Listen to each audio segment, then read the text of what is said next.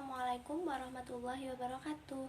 Halo, nama saya Zakia Hasifatun Nabila dengan NIM E100200190, kelas D, Program Studi Geografi, Fakultas Geografi, Universitas Muhammadiyah Surakarta.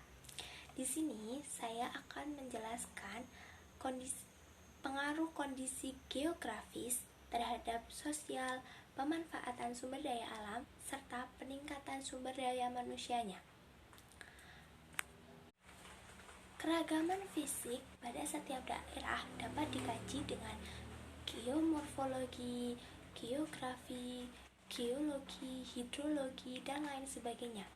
Keadaan-keadaan fisik tersebut sangatlah berpengaruh terhadap mata pencaharian masyarakatnya.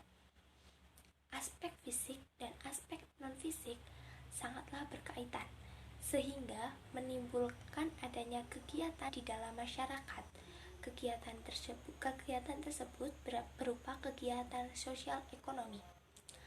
Keadaan geografi Indonesia sangatlah beragam, seperti dataran tinggi, dataran rendah, pantai, serta pegunungan.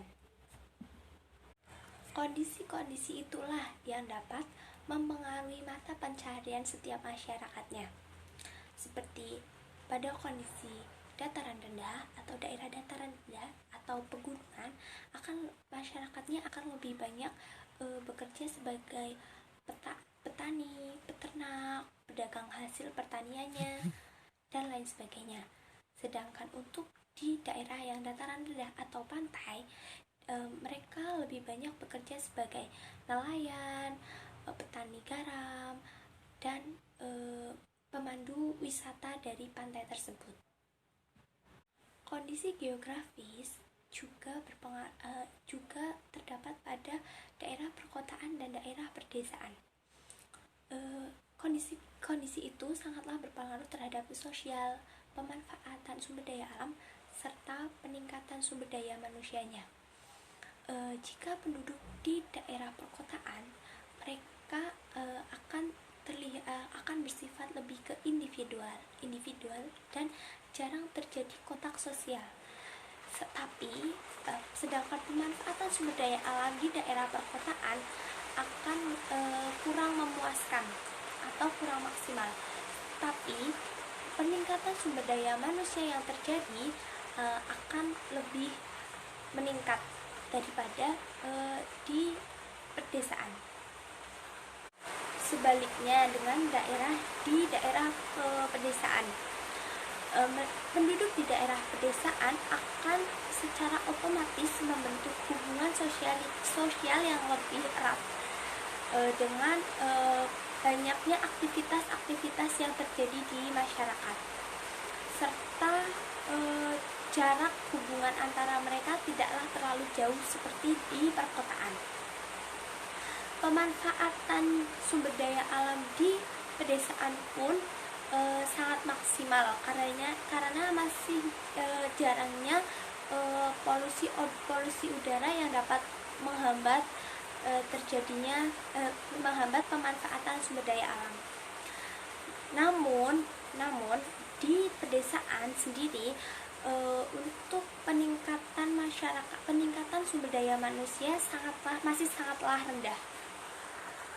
Seperti pada pasal 33 ayat 3, 4, dan 5 Undang-Undang Dasar 1945, terdapat hal-hal penting yang menjadi kebijakan hukum negara dalam pemanfaatan sumber daya alam serta pengelolaan lingkungan, antara lain kesejahteraan rakyat, yang menjadi filosofis dan sosiologis bagi aktivitas atau kegiatan pemanfaatan sumber daya alam untuk dipergunakan bagi kesejahteraan masyarakatnya. Kemudian dari pasal tersebut, pemanfaatan sumber daya alam menjadi tanggung jawab sepenuhnya terhadap negara-negara yang membuat undang-undang kebijakan tentang pemanfaatan sumber daya alam tersebut. Oleh karena itu, agar terciptanya negara yang aman, maka diperlukan masyarakat yang saling menghargai. antara perkotaan, perdesaan, atau dataran tinggi, dataran rendah, atau pantai atau pegunungan. Mereka tidak ada yang kalah dalam aspek apapun, tapi mereka mempunyai kelebihan dalam setiap aspek yang dimilikinya. Faktor-faktor tadi sangatlah berpengaruh terhadap nilai Pancasila Persatuan Indonesia, sehingga jika faktor-faktor tersebut dapat berjalan dengan semestinya, maka Indonesia akan berjalan dengan semestinya. Sedangkan jika tidak, maka Indonesia tidak akan berjalan dengan semestinya. Dan pemanfaatan dan faktor-faktor tersebut haruslah saling melengkapi antara letak geomorfologis baik pedesaan, perkotaan, atau dataran tinggi, dataran rendah, atau pantai dan pegunungan, sehingga tidak adanya rasa iri atau rasa kekurangan pada setiap masyarakat di daerah tersebut. Cukup sekian penjelasan dari saya. Bila ada salah kata mohon maaf. Terima kasih. Wassalamualaikum warahmatullahi wabarakatuh.